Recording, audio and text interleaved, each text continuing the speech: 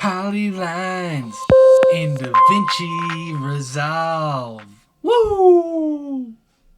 Once you guys are in Davinci, grab your fusion composition. Then we're jumping into the fusion page, baby. If you're afraid of this, don't be afraid. Grab a background node, connect it to your media out. Grab a paint node, select the handy dandy polyline, create your line. I know, crazy stuff. Click and drag, make all those fancy points. Boom, lines, crazy.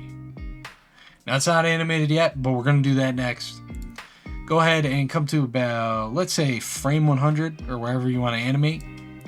Go to right on, make a keyframe on wherever you want to animate. Come back to frame 0.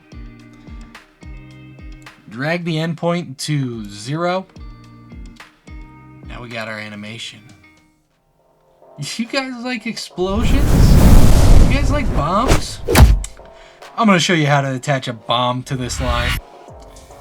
So, click on the paint node again to grab another one. Select polyline.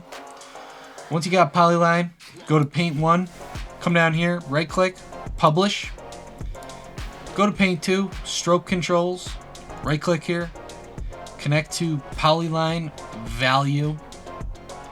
And now we are going to come up here to brush control, images, ball metal. No, that's boring. That's boring. Bombs, way more fun. Okay, so drag your size all the way up so we can see it just for a second. Come to frame 100 or wherever you animated it. Drag the right on all the way to the end till you just see one bomb. Click the keyframe. Come back to frame 0. Do the same thing except opposite. Start. One bomb. Now ain't that something? Go ahead and click the play button. It's a freaking masterpiece, man. That's what I'm saying. And that's how you create polyline bombs in Davinci Resolve.